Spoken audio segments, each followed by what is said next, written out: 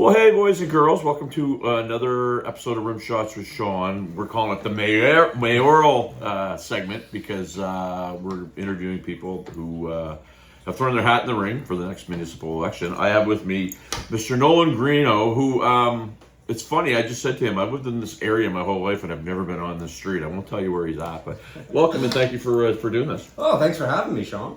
So, why do you want to be mayor? Well, kind of the inciting incident was when I moved out here, right? There was a day we were having some car trouble, and I was like, all right, well, I'll take a bus to work, right? And I work in Bears Lake, and I got to be there for 7:30 in the morning, and that, no bueno from here. Like, there just isn't a route that'll get you there. That's crazy. Yeah. Yeah. So from there, like, I started looking into it, and I'm like, all right, well, what can I do, like, for this, and trying to... It was reading the paperwork for the process. I was like, I realized there's a lot of like jargon in this, right? And then I started going to like these community outings, and there's a lot of jargon in that too. It's like, how do you expect like a layman to read this kind of stuff, right? So like, yeah, like I wanna kind of like get into that and like push to change that sort of thing to be like easier for everybody to engage with.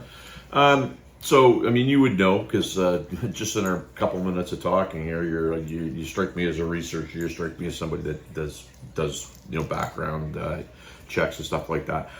You know that I think the last election had like an all-time low in terms of voter turnout. I think it was in and around 13%.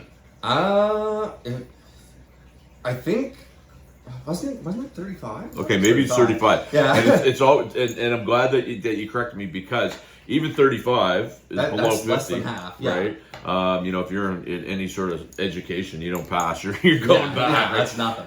What, you're a young guy who, so I'm going to assume that you're going to, try to appeal to the younger voters and stuff like that. But why, outside of that, why do you want to be mayor? Because, I mean, you're one vote around a table of a bunch of people that has to influence staff and a city. Why do you want to be mayor? I think that I can put a fresh face forward for our city. Yeah.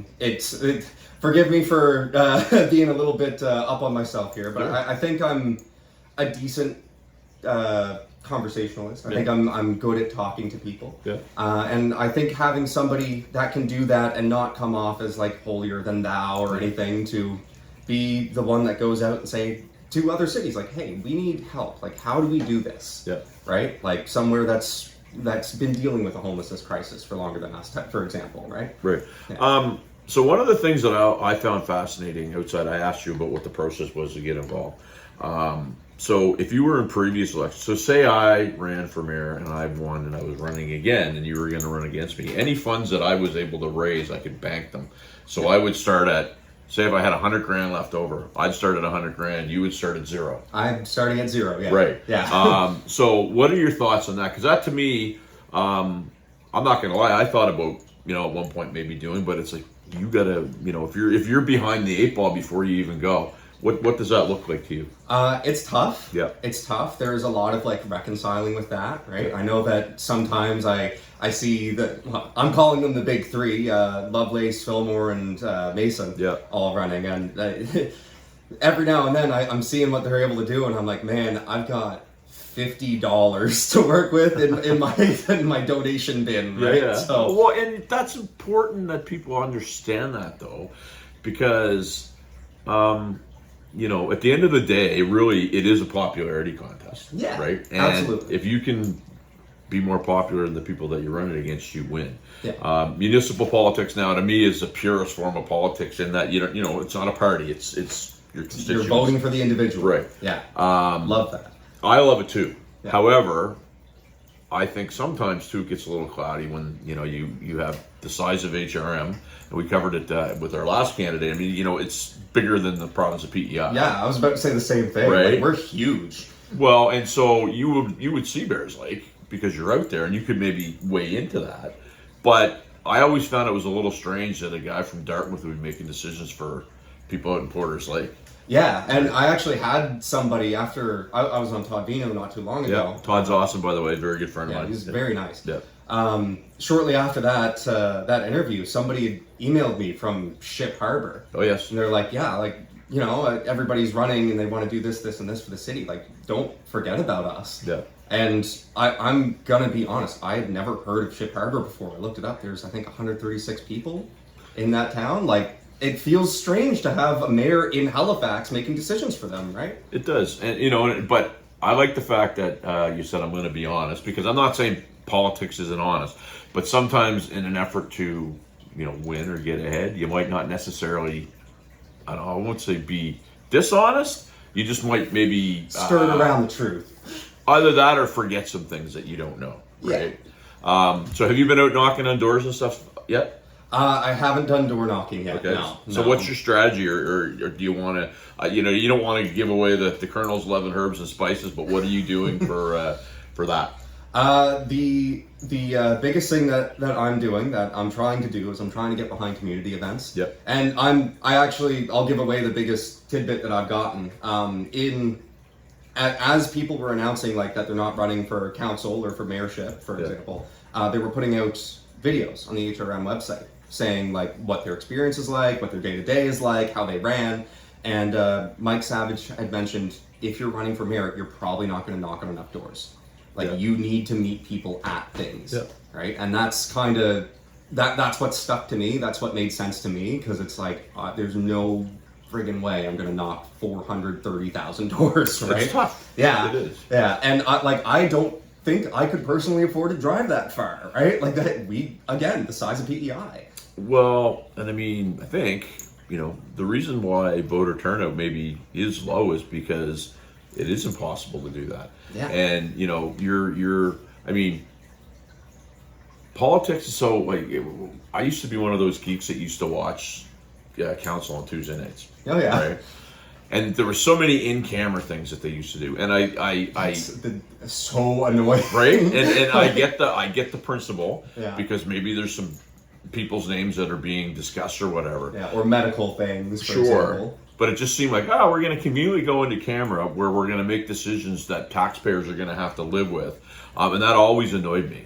Yeah. The other thing that annoyed me, and I'll get your take on this, I happen to know a lot of former councillors and current councillors, and it just seems like as soon as they're out, nobody goes back and draws on their expertise. Gloria McCluskey would be she's a very good friend of mine. Very vocal too, like community member. I tell you, man, Gloria, she tells it like it is, and unfortunately there's nobody there that I get the feeling, and that's not a slight to anybody, but I just don't get the feeling that there's somebody that is fighting a battle for people like her. Yeah. Thoughts on that? My biggest thought is that I've been trying to find a way to contact Gloria McCluskey I can make that happen. Awesome. Yeah, I can make that happen. Yeah. But like, we need champions of community. Yeah. Right. And I think that is what the mayor's purpose should be. Yep. Right. Like, they should be here to speak for the people. Right. And to me, it makes more sense for the councillors of each area to be the ones making individual decisions. Sure. Right. Because like, I don't know what's happening in Ship Harbor, but that councillor should. Yeah. Right. That's a good point. So, you know, you said initially transit was something that kind of scratched you to get going, and I'm sure there's other things, but was there anything beyond transit, and maybe you're starting to find some things out, but in addition to transit, was there some other things that got you sort of going, I might need to do this? I really want Halifax to be a 24-hour city. My grandparents, they lived in Hamilton, Ontario. Yeah. Right? And it always, like, as a child, we'd go and we'd visit usually once every 2 years, and there'd be like fireworks that would run until like midnight or later. And then just like early into the morning, like 2-3 o'clock in the morning, everybody's just hanging out because you can go into a store and like do whatever. Yeah. There was one time we went through New York, and we stayed in Harlem, and what time was it? I think it was probably about 1:30 in the morning. We were like, let's go to, like, I think it's Tom's Diner from Seinfeld. Yeah, so great spot. Yeah. So we like walked all the way there. All the lights are on, right? I think, my younger brother went and got a haircut on the way there because like there was just a barber shop open. It was awesome. Yeah. Right? Yeah. And that's a great point. I mean, and this is my opinion, so don't feel free to interject. But I find one of the things that I've dealt with quite a bit is downtown is parking and loading for musicians, because people are going to get tired of hearing this, but I will go to do a show, and there's a hockey game, and every parking spot is taken up, and I basically have to park illegally, and I've been threatened tickets many times to go and do my job. Yeah. Have you been getting any feedback from people on issues such as that since you started this? I'm going to be honest. There's not a lot of feedback coming to me. Good. About really anything. But I do feel for that. I lived downtown for a while. I lived on Brunswick Street. Yep. So trust me, I get trying to do anything when there's a Mooseheads game coming on, Yeah. or for that matter, like the Blue Nose. Oh my. Well, it's funny you mention that, because I played downtown the weekend that was going on. I'm sorry to hear that. Yeah, and you know what? It was a giant. It's just the thing about Halifax. It's a great city. I mean, I have friends all over the world. People watch this podcast from everywhere, from Las Vegas to Phoenix, Arizona, to Dublin, Ireland, and they always talk about how much they love to come here and whatever. I just find that sometimes, for the sake of events, everything else falls to pieces, and it's get a lot of people here and bring people in, but pardon my French, piss off the people that live here and pay the taxes and don't consult with them. Yeah. No, it does suck in that regard. I don't really know what the solution is for that, because there's kind of like a give and take with building a bunch of parking structures and stuff, right? Especially where we're trying to push people to densify, to take buses and everything. Right. So yeah, that's not something I really have an answer for. I wish every kind of venue would have a loading zone at least. Right? I'll give you something that I sort of threw out there, that I think there's this fallacy that musicians want everything for free, and I said that people would be willing to pay for some sort of tag to be able to park in a set spot. Maybe it's one spot, you pay X amount a year, and it goes to the city, and there's a ton of musicians downtown, something like that. Or maybe it's like a sticker that goes in your window, or anyway, I don't know. And it's a tough job. I mean, you see all the work that's going on in Cloudsville Exchange, and I was on that last night, and for the pain that it took to get to where it's at, it's pretty impressive. So hats off to those guys. So I guess we want to keep this short, because we want to keep it to the point. But if I was to say to you, Nolan, okay, here's your pitch. You're talking to an audience. We're in HRM. We're probably, I'm going to say, 7,000 people that are members of this group, but more watch the podcast. So you got a pretty good audience here of local people. Yeah. What would you say to them? Why should they vote for Nolan for mayor? Why should they vote for? And I like Nolan Greenough for mayor, which is what his tag is on. It's great. Yeah. It's funny. My primary pitch is the one thing that that I'm having trouble getting down, because I've got a lot of different angles I'm coming from. I think my number one thing, my number one sale is I want to have a 24-hour city.